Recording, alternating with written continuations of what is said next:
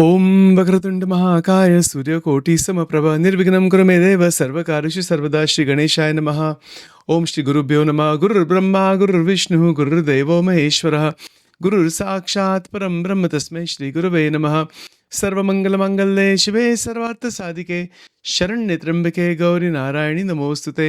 या देवी सर्वभूतेषु महालक्ष्मीरूपेण संस्थिता नमस्तस्यै नमस्तस्यै नमस्तस्यै नमो नमः नमो नमः। श्री गुरुभ्यो नमः। श्री सद्गुरुभ्यो नमः। ओम गणातीतो अक्षरं ब्रह्म भगवान् पुरुषोत्तमः जनो जानन्दिदं सत्यं मुच्यते भवबन्धनात्। ओम श्री स्वामीनारायणाय नमः। ओम श्री लक्ष्मीनारायणाय नमः।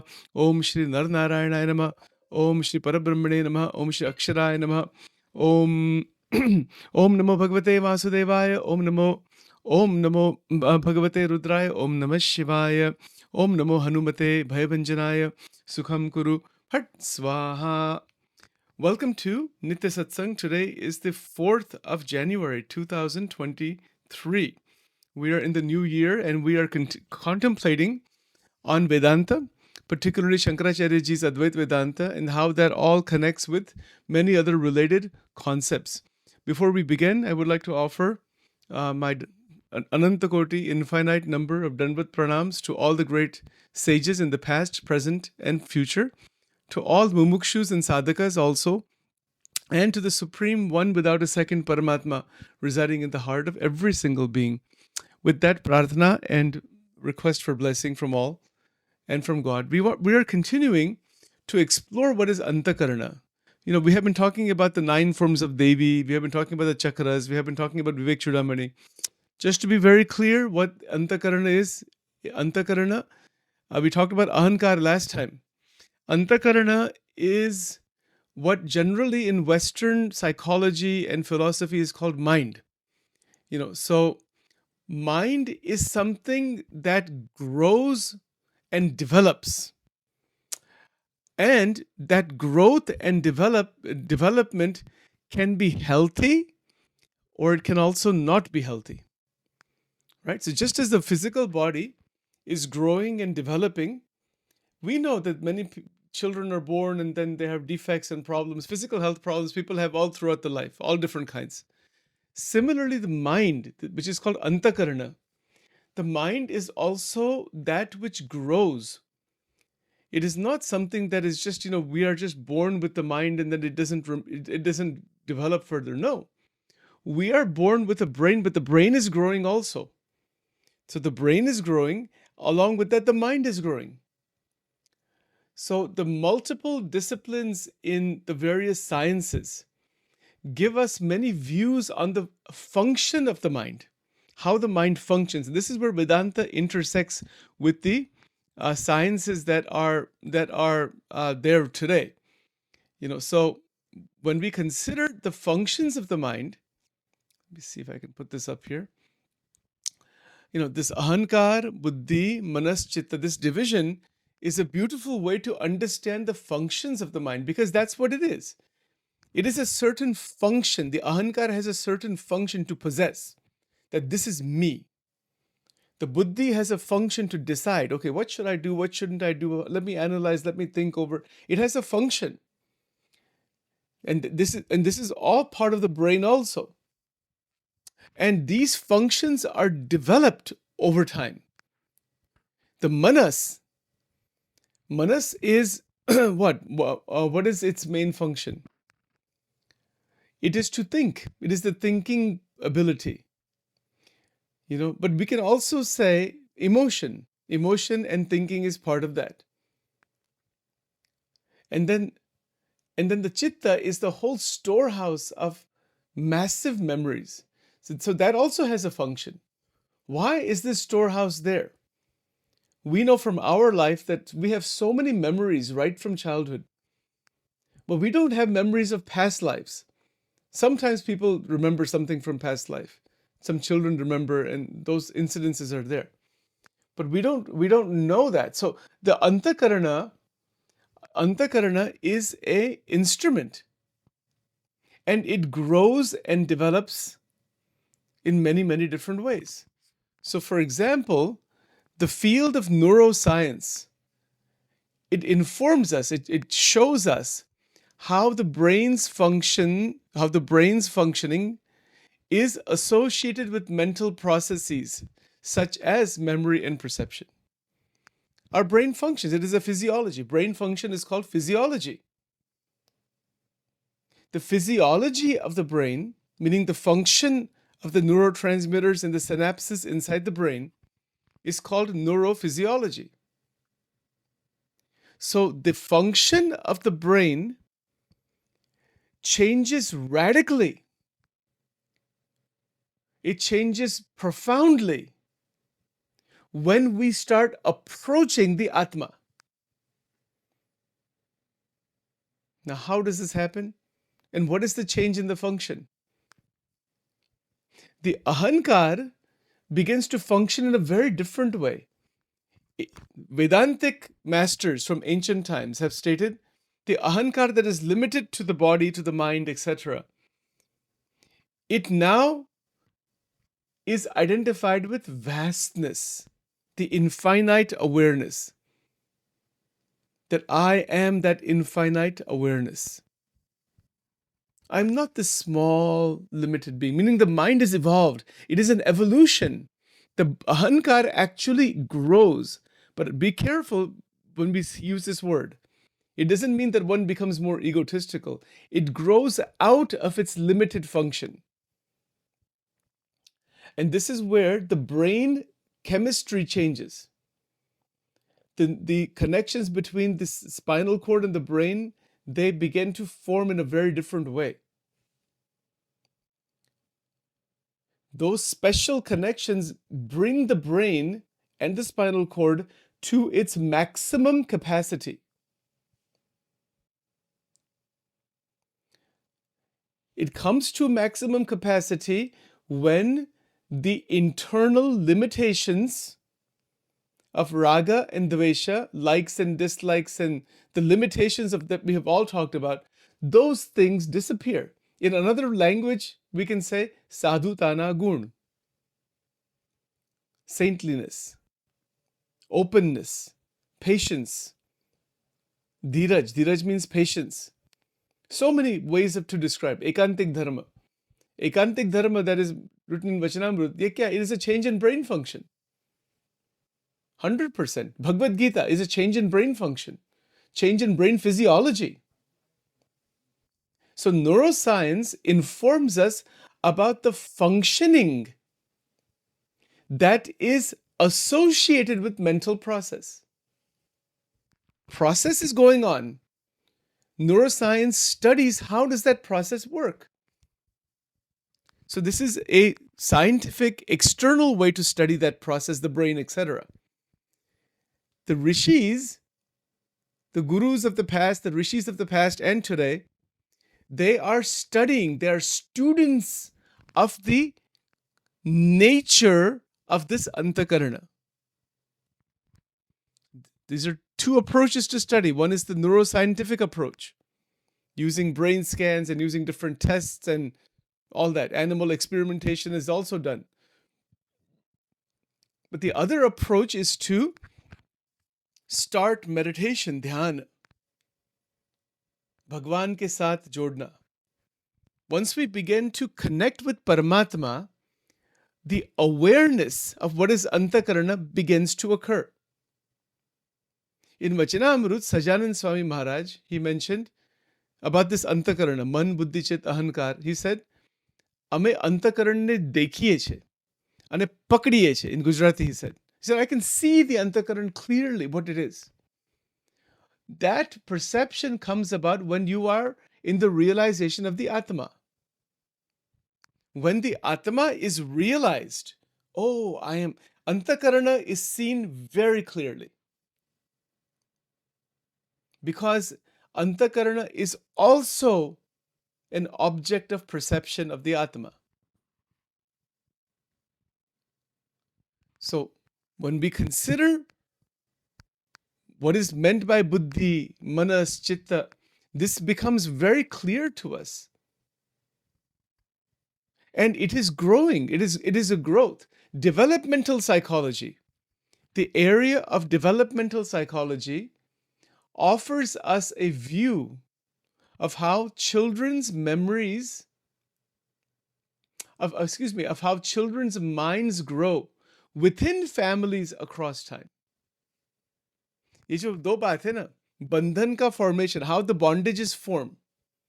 But bondages need to form to go beyond the bondage. If there is no formation of the child's mind growing with the sense, this is my mother, this is my father, this is this is that, all that has to be there. If it is not there, then the person will not even be a human being, will be an animal only. हम जो कहते हैं कि माया का बंधन बहुत है, पर माया का बंधन नेसेसरी है. If you don't have माया का बंधन नहीं है, तो माया के बंधन से पर कैसे निकलेंगे? You have to have the bandhan of Maya to go beyond Maya. If there is no bondage of Maya, then you will not even have the body. Gunatitanand Swami mentioned in his Vato, Deha dharmanu prayojan su che ke atmanu sakshatkar thayo nahi. Meaning what? That if you have not realized the Atma, that's why we are born. Otherwise, you would not even be born in this world. There will not be any birth also. That's what he has stated. That means as soon as we take birth, the conditioning process, the development of memories, the development of the mind right from childhood occurs within the context of the family. It doesn't happen outside the context of the family. And this is why our rishis in the ancient times gave beautiful sutras. Matru devo bhava, pitru devo bhava, Acharya Devo Bhava. ये सब क्या है? It is to bring the respect in the family, that the child is growing, and the first guru is the mother. Second guru is the father. Third, and so many other gurus come afterwards. Whole life is guru tattva. It is a transition from dependency to Brahmic state. It is a transition. So the developmental areas of developmental psychology, they are showing the development of the child's mind. A lot of research is done on that. Tremendous amount. The area of anthropology gives us all kinds of insights into how relational experiences and communication patterns within different cultures directly shape the development of the mind. It is the shaping of the mind by culture, by tradition. The academic field of anthropology offers this perspective on the Anthakarna, which is the identity of the individual. The field of psychiatry gives us a clinical view of how individuals may suffer from emotional and behavioral disturbances that profoundly alter the course of their life. This is another area to understand, the whole field of psychiatry. Somebody becomes a psychiatrist by becoming a medical doctor and then eventually gets specialization in psychiatry. It is studying the brain function and is specifically studying from a clinical point of view the emotional and behavioral disturbances. All kinds of problems, depression, anxiety, fears, phobias, it's a massive list. So now you see how these fields intersect. You've got anthropology, we have psychiatry, we have developmental psychology, and we have neuroscience. And these disciplines are not separate from each other. They are together. These disciplines in the modern world that have been developed through modern science and modern psychology and modern neuroscience and anthropology and all, they all connect together within us. It is an awareness of how all of these influences connect together within me that form the psychological me. That is called Jiva. Aham Jivam Granthi Vedras. We have to go very carefully. We have to go very slowly. to understand these things. What is in our scriptures, whether it is the Gita or the Vachanamrut or the Brahma Sutras or whatever they might be, the scriptures are spoken by enlightened beings. They've spoken from the dimension of the Atma. And they're showing how to mold the developed mind, how to purify the developed mind, so that the preparation for Atma Darshan can happen. See, for example, in Vachanamrut, Vartal number 11 Vachanamrut. इसमें क्या लिखा है? सत्पुरुष ने विषय दृढ़ प्रीति as आत्मदर्शन नु साधन. What does it mean? Deep love for great saints. Why deep love? When we have deep love for great saints, we have love for their saintliness, for their purity, for their development, for their enlightenment. So the ahankar, buddhi, manas and chitta, all four get infused by divya gun, by divine qualities. It is a science. It is absolutely a science. And it is a synthesis.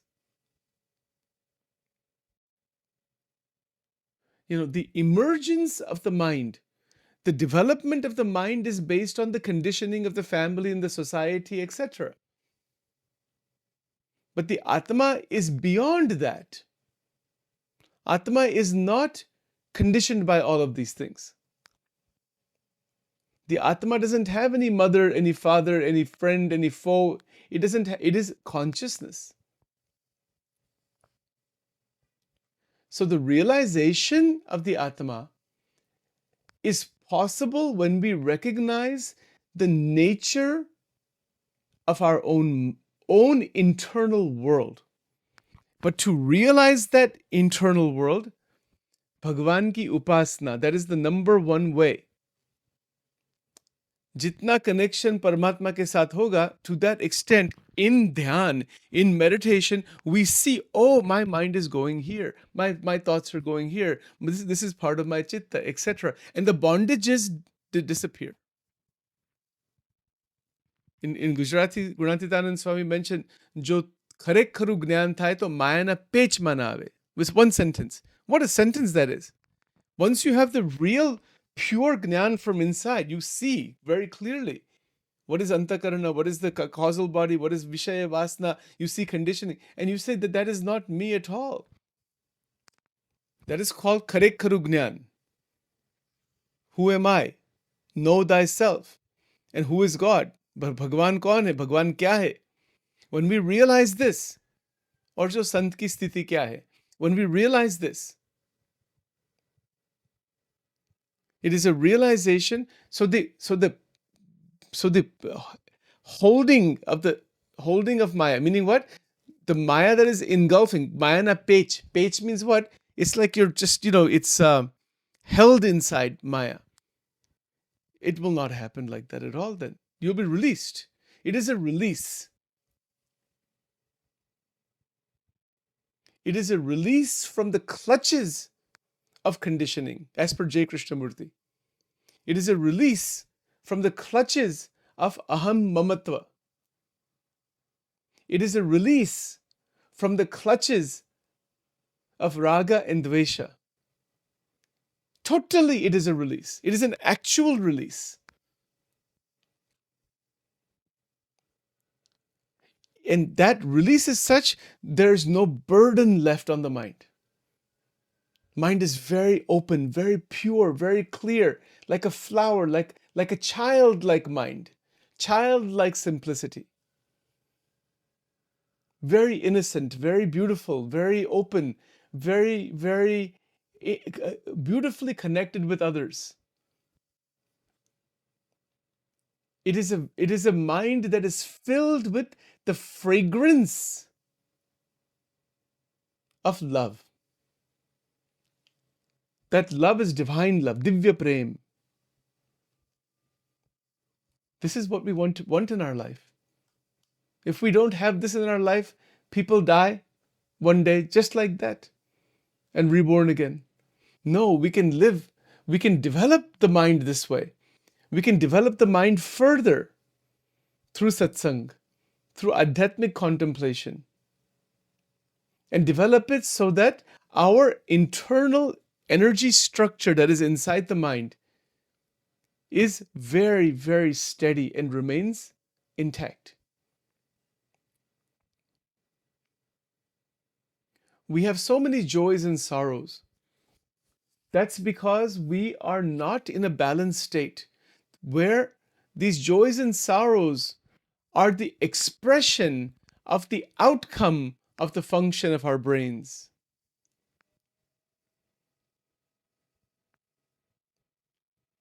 Mind is what the brain does. This is one way to think about it. How many people have ever thought that if you go into a temple or sit for meditation or do some good adhyatmic sadhana, you are healing your brain, you're developing your brain? Do we think that way? No.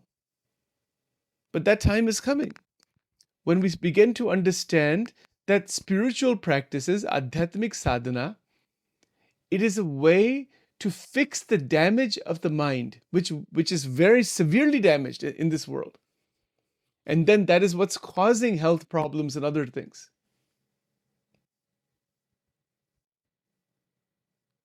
We become very in tune with our emotional world and our thinking world. Oh, this is my emotional world. This is my cognitive world.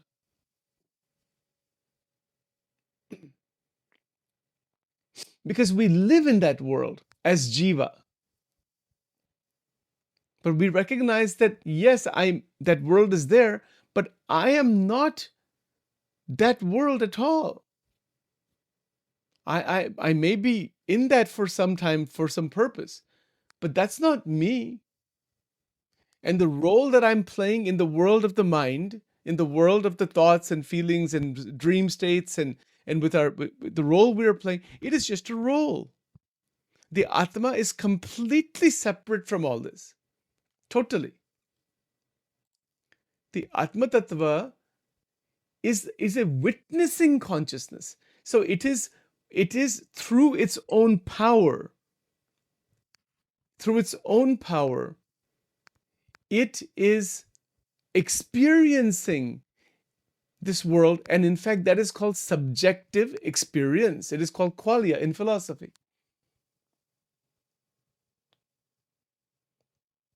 That subjective experience is what Vedanta is asking us to see clearly. Oh, okay. Somebody said something to me.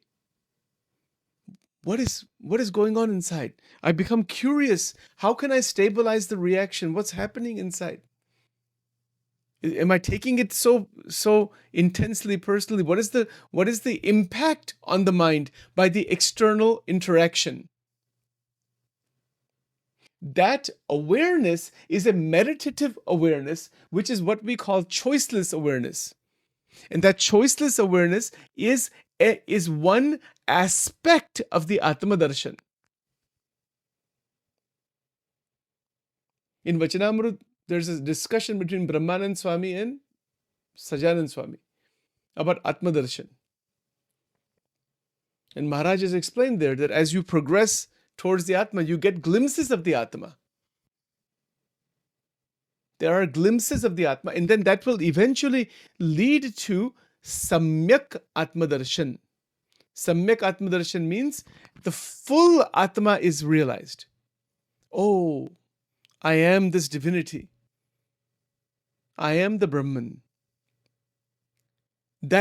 So choiceless awareness of subjective experience, which is our first person direct experience, allows us to open the doorway through satsang and bhajan, bhakti, etc. into the Atma. It is a doorway that opens into the Atma Darshan. And the very evolved saints and sages throughout the world, wherever they may be, they have done this. And their life is brimming with spirituality. उनके दर्शन से ही हमारा मन शांत हो जाता है. उनके दर्शन से we want to just bow down to their feet. इतनी स्थिति है, इसको स्थिति कहते हैं. ये बहुत बड़ी बात है. It's a very big thing. Very, very, very big thing. Most humanity is stuck in the layer of the Anthakarna and is completely engulfed inside the Ajnan. What is the Ajnan? That this Anthakarna is me. No. Anthakarna is not you. Anthakarna, yes, it must be healthy. It should be healthy. Absolutely. The brain, the Anthakarna, the body, all have to be healthy. But when we begin to inquire that I want to be out of disturbance, we recognize disturbance, it is called vikshep. I don't want any disturbance in my life. How many people say that? They say all the time, I want happiness, I want joy, I want freedom. Everybody wants freedom, even a drug addict, a gambling addict, a sex addict, or a thief, or a criminal. They are looking only for one thing, that is mukti and freedom. They're looking in a direction that is binding them. They're looking for the right thing in the wrong place, using a wrong method. Every Jivatma is wanting only one thing, that is Akhanda Ananda, continuous joy. But to reach that continuous joy, when we have a human body, we have a very special opportunity to utilize the Anthakarna and maximize its power. Maximize its power through bhajan, kirtan, manan, chintan, जिसको हम अखंड सत्संग कहते हैं. अखंड वृत्ति, भगवान के स्वरूप में अखंड वृत्ति, अखंड मनन चिंतन. ये वचनामृत का स्टार्टिंग में ही this is written, Karada Pratham 1. And when we are evolving that way, that is the real highest possibility of the Anthakarna.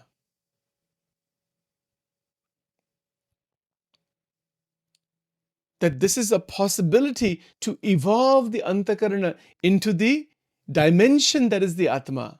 And within the Atma, Bhagwan Paramatma resides as Antaryamin.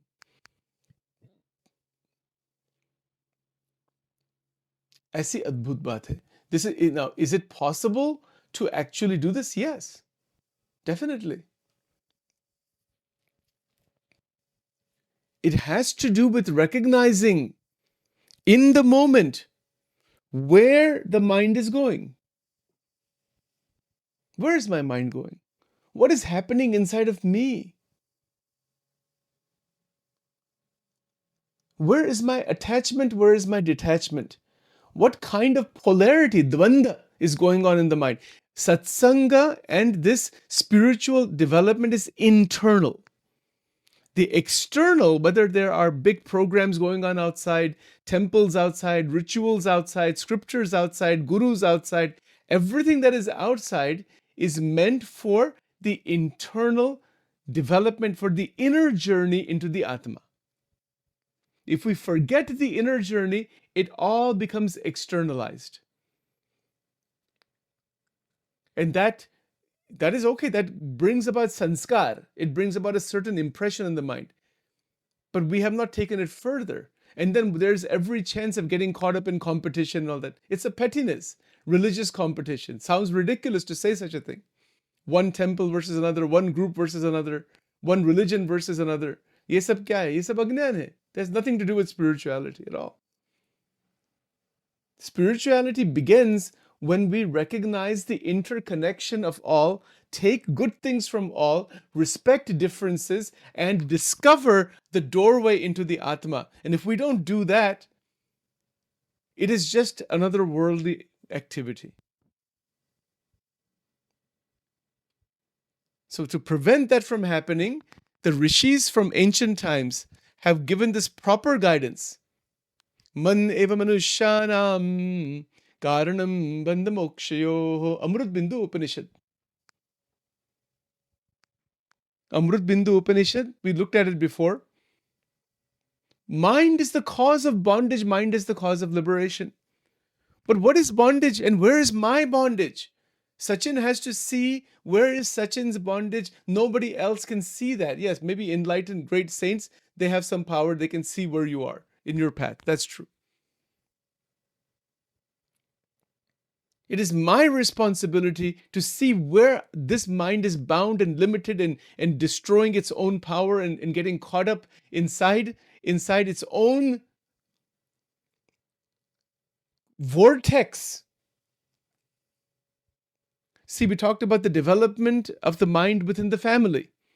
Developmental psychology looks at that very clearly.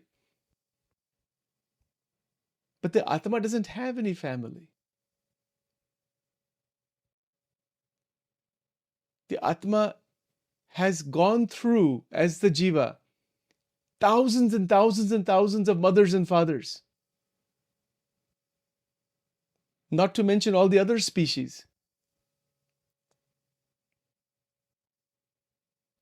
If we look at the words of enlightened beings, Bhagavad Gita में क्या लिखा है, रामकृष्ण परमहंस ने क्या लिखा है, सजानंद स्वामी महाराज ने क्या लिखा है, बड़े बड़े संतों ने क्या लिखा है, have they just written these things out of some imagination? No. They have written out of their realization, not imagination. People who are writing out of imagination, that is poetry and that is just a fictional writing. Okay, that's a different matter. But realization, अनुभव वाणी, वो बहुत अलग बात है. And when they are saying that the Atma Tattva, Jeev Tattva, the Jiva in the form of Jiva has gone through millions of life and death cycle, Garada Pratham number 7, Jeevanu Anvay Swarup, has gone through birth and death, birth and death, birth and death. How many times? Nobody knows. Infinite number. Anadi. Anadi Karti Jeev Maya ni andar fase ho.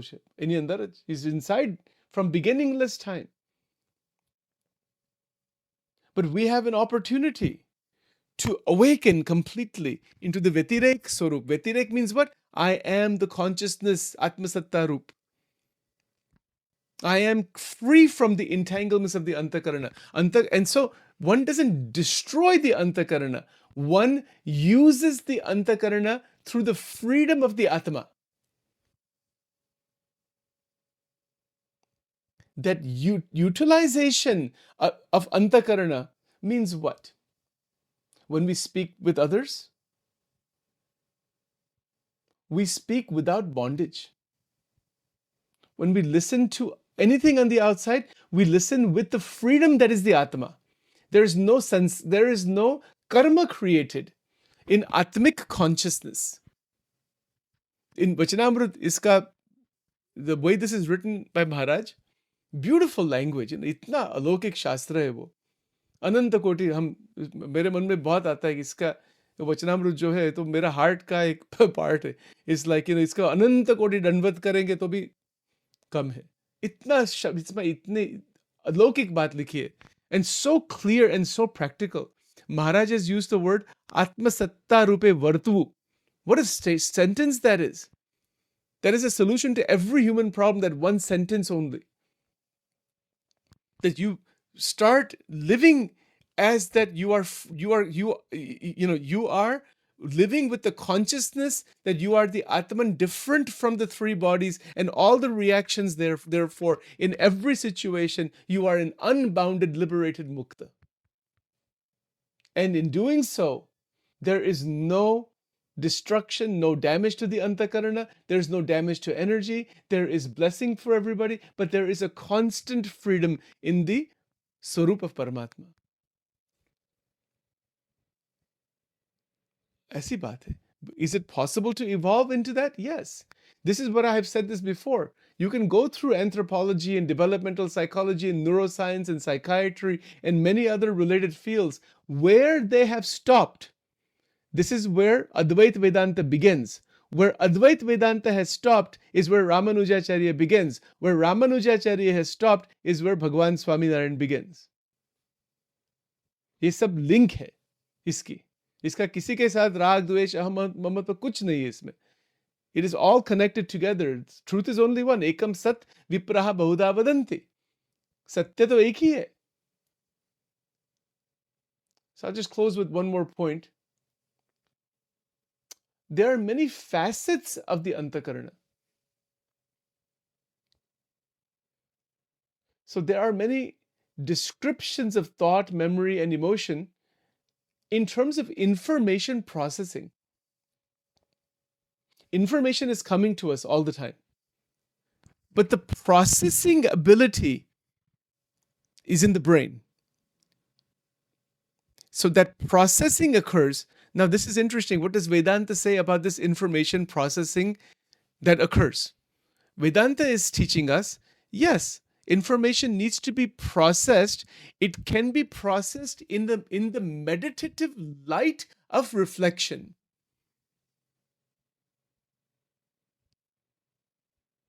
What does that mean? Let's use a very simple example. I see something outside. Let's say I see a car, a very expensive, very nice, Mercedes or whatever. I don't know the names actually. I'll just say Mercedes.